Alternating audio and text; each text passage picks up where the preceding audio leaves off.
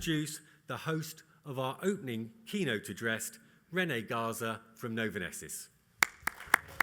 Tiny but mighty agents of change, around since the dawn of life, harnessed to create our biosolutions. We could tell you about the science, but we'd rather tell you about the impact, bringing people's needs back into balance with those of our planet. Like avoiding mountains of food waste and better meeting her nutritional needs and theirs. Boosting crop yields by improving soil quality more sustainably, and removing that stain and those with detergent that saves energy and helps your clothes last longer with less reliance on chemicals, which keeps our rivers, lakes, and oceans healthier. While our probiotics work for your health too. Bringing our companies together means we can do even more, giving old plastic new life to reduce carbon emissions down here, whilst developing renewable fuels to reduce them up there. And the remaining CO2? Some of it will be turned into food. With the power of biology and our 10,000 dedicated minds, the possibilities are endless. Welcome to the era of biosolutions.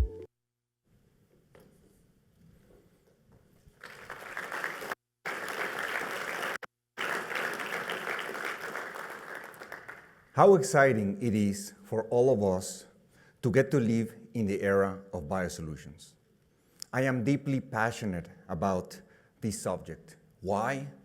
Because after years of working in the chemical industry, I realized firsthand the incredible, powerful, good impact that chemicals have on people.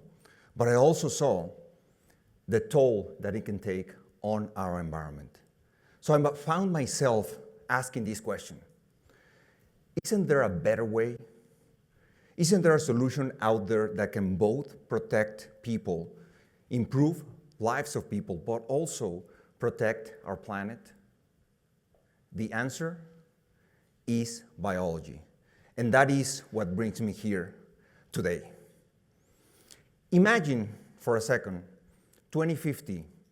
By 2050, there will be 2 billion more people on this planet. And you thought traffic was bad. Think about how much more food, how much more energy, and how much more materials we will need.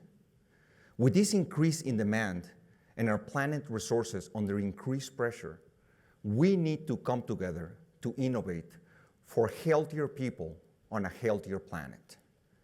At Novonesis, we believe that biology holds the key to some of the world's biggest challenges. And we have been demonstrating this for more than 100 years. Biosolutions are tiny agents of change that we interact with daily, from the food in our plates to the fuel in our cars. But what exactly is biosolutions? What are biosolutions? They are enzymes and microorganisms that keep us and the world running. They are behind the key processes that maintain life in this planet. They are nature's best kept secrets.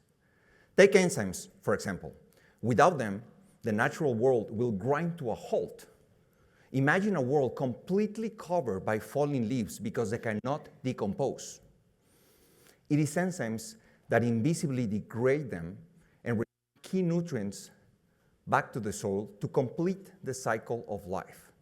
These tiny forces of nature are responsible for life as we know it. And with biotech, we can harness their power to build a better future for everyone. But enough about falling leaves. We are in Nebraska, the Cornhusker state. And when in Nebraska, we need to talk about corn. This amazing crop provides us with food, with energy, and with materials. But corn cannot do it by itself. Corn needs biosolutions to unlock its full potential. Now, I have to admit, I love to talk about corn. Why? because of corn's incredible history. Did you know that corn is a man-made crop? It does not exist naturally. Corn was developed more than 10,000 years ago by my ancestors in Mexico. For all of you lovers of tacos and tortillas, you are welcome. They started with a humble wild grass like this. And you're probably thinking, how in the world did they turn it into corn as we know it today? They didn't have a lot of advanced technology. Well, they did have one of biology's oldest tools, selective breeding, which they perfected for thousands of years. Fast forward to today, where we have modern solutions that helps us make more than 4,000 products from corn. And you don't need to look far to see this process in action, the bioeconomy at full display. 30 minutes from here in Blair, Nebraska, sits one of the world's biggest biorefineries. Who in here visited Blair yesterday? Wasn't that amazing? When I visited Blair for the first time, I was completely blown away by the size of this bio campus. They process more than 400 trucks of corn per day. 400. Enzymes and microorganisms in this biorefinery transform corn to sustainable food ingredients that go into the foods that we love, including my favorite, peanut butter, and the popcorn that you have in your seats, to make sustainable materials like cardboard that go into Amazon boxes, and to make sustainable fuel that we put in our cars every day to reduce CO2 emissions by 40%. All of this while employing thousands of people, supporting farmers and their families, and driving economic development for the region. We need 100 more of these biorefineries across our country. And we need them to produce not only the biosolutions of today, but to unlock the biosolutions of tomorrow. There is a biosolution for almost everything, from farm to fork and even to energy. Biosolutions are transforming the way that we produce, consume, and maintain. They're reducing our reliance on fossil fuels.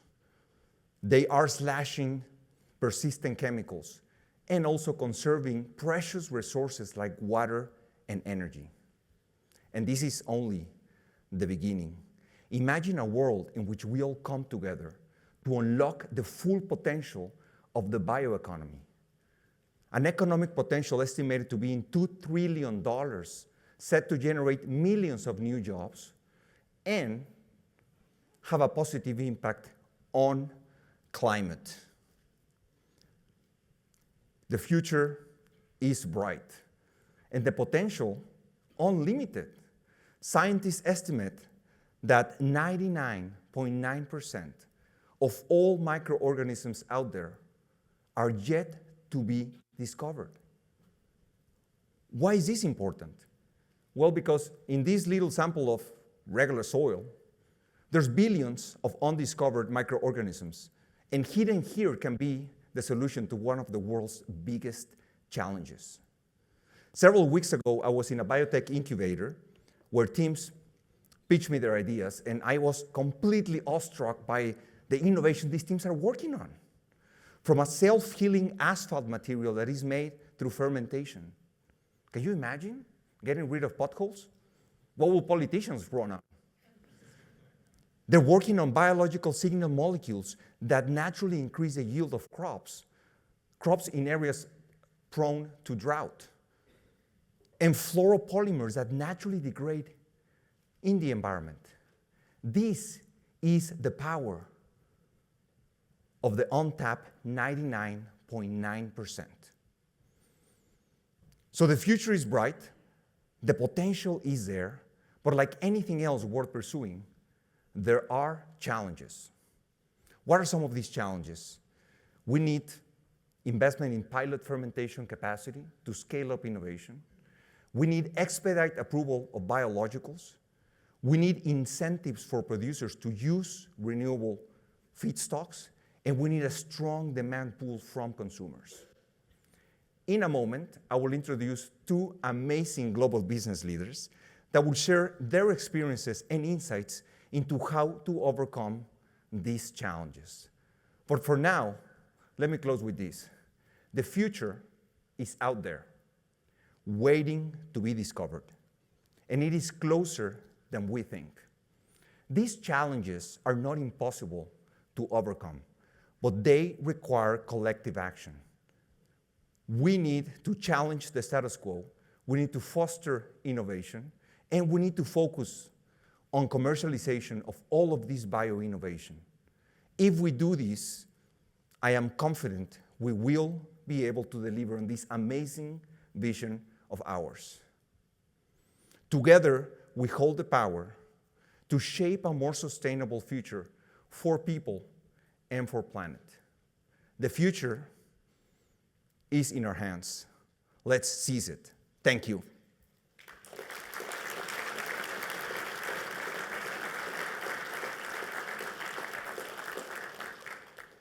Please join me in welcoming the Vice President of R&D at Procter & Gamble, Surfactants, Chemicals, Fabric and Home Care Materials, and New Forms, Chris Boeckerman.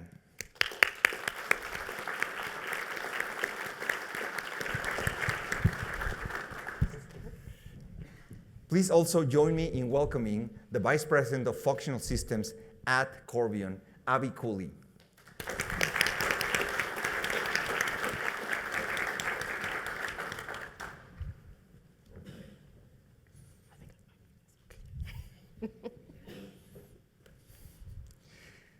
Chris, Abby, thank you very much for being here with us today.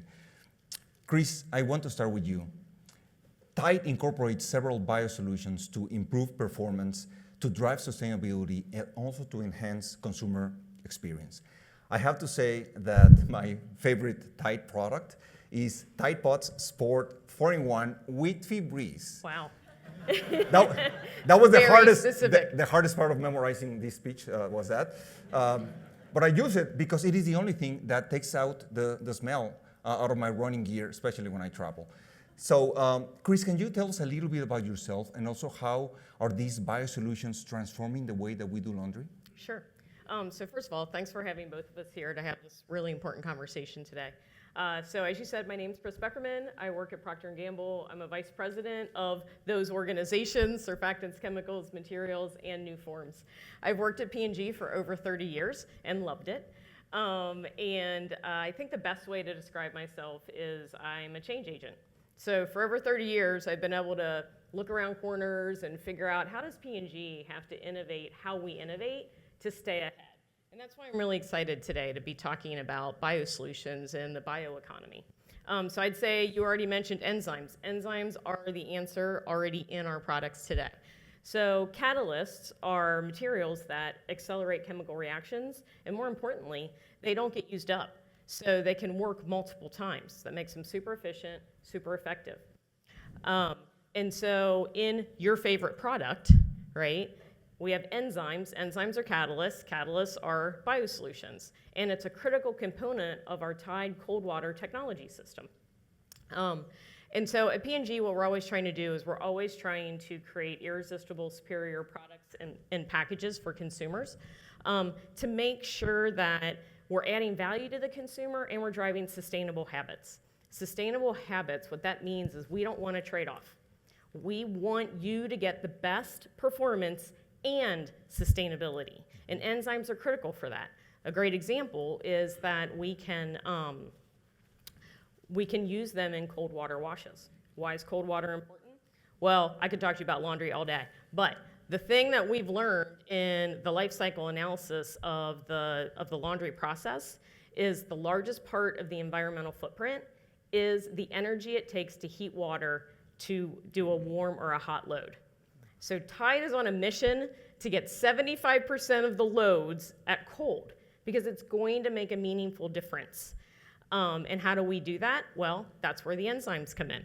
Enzymes are critical. We've partnered to be able to deliver amazing performance at cold water. So you don't have to make a choice. Now, Tide is on the mission, I told you, to get to 75% of loads by 2030 in cold. We've already made great progress. So I think it was 49% were at cold in 2020. We've now raised that to 56% of loads in cold. And so that means Tide's helped avoid 4 million tons of CO2 from being emitted. So it really does make a difference, but not all enzymes are created the same, so we need to partner, we need to iterate in order to get them to work great in cold water. But it's really made a difference already. Thank you, Chris. That's amazing. Abby, Corbion plays a very big role in the bakery industry by providing key innovations and services as well. When it comes to bread, I have no favorites because I love them all, unfortunately. But so Abby, can you share a little bit about yourself and also how is Biosolutions that Corbion is using changing the whole supply chain of commercial bakery? Yeah, absolutely. So for those that don't know Corbion is a B2B business. We're a Dutch company, and we're the leaders in lactic acid fermentation, functional blends for the baking and dairy industry. And so specifically, my role is to work with our innovation and product management teams to look at new solutions on how we continue to revolutionize the baking and dairy industry. And one of those things is working with our R&D team on the challenges that exist in the baking market. And one of those big challenges is waste. So we all love our baked goods, but sometimes we can't get through all of the baked good in time. But it's also a very short shelf life item for the most part. And so we also have that challenge to work with producers and also retailers on how do we lessen waste throughout the, oh, is it not gone? Is this better? Oh, there you go. Ah, sorry about that. Your voice was projecting, Yes. Okay, I think. perfect. So I love bread. That's the main message. So, but we all love bread. But one of the challenges is if we looked back 15 to 20 years ago, the shelf life of retail bread on a commercial bread aisle in a supermarket was around 7 days. Didn't leave a lot of time for distribution, didn't leave a lot of time for sales on the shelf, and also didn't leave a lot of time for consumers to enjoy that product in their home. And consumers really, there's a shelf life on bread, but consumers, they squeeze it, they smell it, they look at it, and that's generally how consumers tell it that bread is still good to eat. And so a lot of bread is wasted. It's one of the, I think it's the second most wasted item globally, just due to the shelf life. And so over the past 15 to 20 years, we've been on a journey to increase that shelf life, not only to give consumers a better experience in home and to be able to use that product and to use every slice in that entire loaf, but also to give manufacturers and retailers the opportunity to increase profits by reducing that waste. And so as we've been able to use enzymes, we've been able to extend freshness for up to 14 days, and now we're seeing people going to 21, 28 days. And so consumers are able to use it longer in their homes. But I think the really big thing that we've been able to see is for bread manufacturers, they've been able to change the way that they're distributing bread. So they may be able to go take that bread into a warehouse model and for a few days and wait. They don't need to ship it out the day it's made or the day after it's made. They can be more efficient in how they're getting it to the stores. Also, they can be more efficient in geographical reach, so they can reach new consumers. And so there's a lot of ways that we've been able to produce a more efficient supply chain in getting bread out to consumers to save waste, increase profits, and also have happier consumers with a better product at the end of the day. That's great. Thank you, Abby. So let me stay with you. So we discussed a little bit, there are some challenges that we need to overcome to pursue this dream of the bioeconomy at its fullest. Some of these challenges include incentives for producers and also incentives for consumers to drive more demand.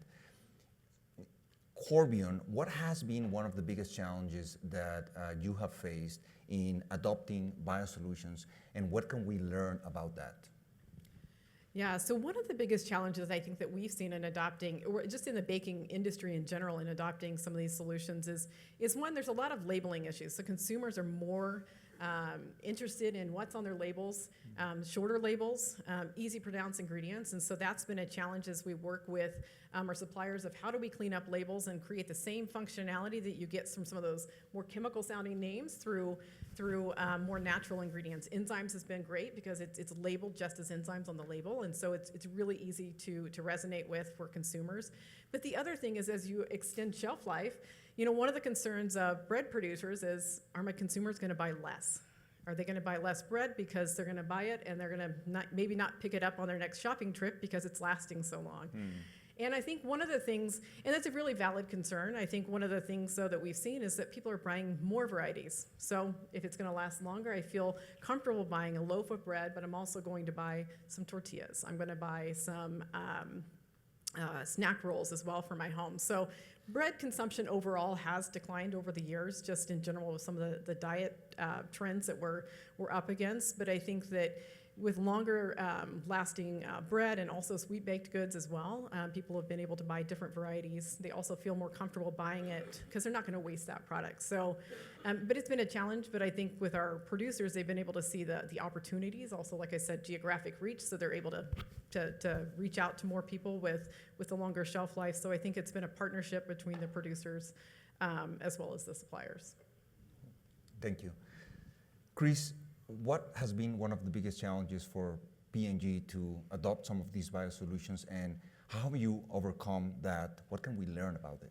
So we've had a couple challenges as we've been on this journey. The first is we always start with innovation. So everything we do is focused on the consumer. What are your unmet needs? What are the trends that are changing that we have to stick with? And make sure that we can deliver amazing performance for you. And so one of those is I talked about, turning to cold, which is what we want to have happen. But even if you're washing in warm when I grew up was 90 degree F. Warm today is 78 degrees F. So we need to make sure that we can deliver no matter what the conditions are. And so we have to have the right bioscience innovation that is going to go towards those unmet needs. We also need to accelerate innovation, and we've been tackling that by partnering with our suppliers. So we need to accelerate it. We need to get it to market faster. Sorry, my mic's going in and out. We need to get it to market faster. We need to work together. So what we've done on that is enzymes, originally when we used them, they were made great for warm water. But we've had to go through successive generations together to really get to the proteases that get out really tough stains like blood and grass. And amylases that get out chocolate stains. And then to your particular point about the malodor removal, that is a huge unmet need by consumers. And so one of our latest innovations that we've been doing with our partners is to actually have an enzyme that works against the sticky gum part of your body soil. I don't want to go too much into that. I have it in my luggage. I know.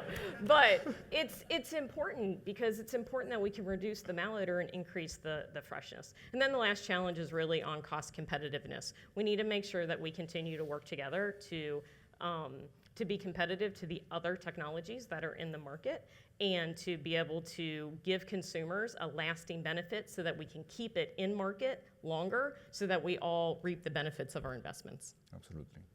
Thank you. So, Abby, what will be the one piece of advice, the one takeaway that you will offer the audience on how to accelerate the development of the bioeconomy? Yeah, so I think how to accelerate it, I think we found that the most success is looking at it and explaining through a partnership with our customers, what can it do not only for their business I think the first thing is profitability. Everybody wants to see how is this going to benefit my business, but how can it contribute to their sustainability goals? How can it contribute to their marketing messages? And I think that if we think about some of the technologies that we're developing through Biosolutions, it speaks to all of those things. There's a way to save money, to generate more revenue, while at the same time having a more sustainable footprint by wasting less, and offering more natural solutions. And so I think really going out to your customers and to the different markets that you serve and really talking about that journey and not just selling something from the profit perspective, but really walking them through all the ways that Biosolutions can benefit their business. And I think make them feel good at the end of the day that they're doing something good for the planet as well. Yeah. But in your experience, sustainability is not the only component. It needs to be cost competitive and deliver that value and benefit, right? Yeah, absolutely. And we've been able to see that. I think we have better technologies, and our better technologies through enzymes have also allowed our customers to save money, not only within their formulas, within their bakery formulas, but also within, like I said, within transportation and the supply chain. So I think there's definitely a way that you may see something that looks a little bit more expensive on paper, but once you run that through and see how it affects the entire bakery distribution chain, there's a way for them to see higher profits. And Chris, so this is the last question, so the answer needs to be unbelievable, amazing, Right, no pressure. But how do you see the evolution of Biosolutions in the next 5+ years, specifically in laundry, and what do you think the impact will be on consumers? Right. So, I mean, we've talked a lot about enzymes, so I, of course, think enzymes are here to stay. They're the best. Yes, exactly. But not only for fabric care, but for dish care, for a lot of those elements, we need to make sure that we keep driving forward on making sure that we have the enzymes that can deliver for the consumer and really create those sustainable habits so that you don't have to choose. There are no trade-offs for that. Beyond enzymes, we also see naturally derived materials being really important as we look into surfactants and softener materials, not only as an alternative to synthetics, but also as a complement. And it's really important that we focus on this because not only does it allow some preferred solutions for consumers, but it also really enables the economies of the communities and the countries where these naturally derived materials are produced. So yeah, we definitely see that this is the future. Is there something I relate with my wife? Sometimes she doesn't believe that she can get the same clean at colder water or with a smaller dose. What would you advise my wife? That's awesome. That's a great question. It is real every single day. It's real. I mean, it's real, and it's real for the consumer. And what I, want to ask everybody to do is just experiment. Yeah. Experiment with it. Try it out. Give us a chance, because we can do it. And with smaller doses, I mean, actually, enzymes are a great example. You don't need to use a lot. And so as we partner together to really deliver these irresistible, experiences for consumers, we want her to run the experiment. If it doesn't work, have her give me a call. I love talking about laundry. I will. She will call you over the weekend. I love it. So thank you, Abby and Chris. Thank you very much for being here with us today. Everyone, please join me in thanking Chris and Abby.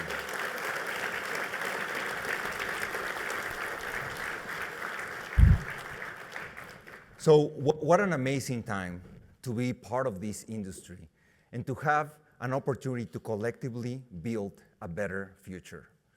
Think about it, 99.9% of all of the biosolutions out there are waiting to be discovered. The future is really wide open, waiting for us to unlock its full potential. In the words of one of my favorite thought leaders, Master Yoda, do or do not, there is no try. We hold the power to make this happen, and the time to act is now.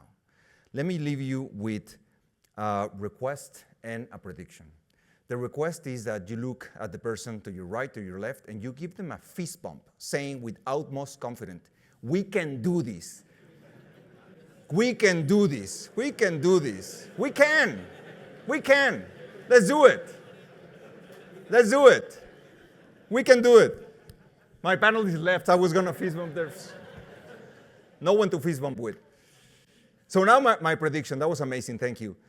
My prediction is that the interactions that we will have in the next few days will ignite a movement that will significantly accelerate the development of the bioeconomy beyond our wildest expectations. The future is truly in our hands. Let's claim it. Thank you and enjoy the conference.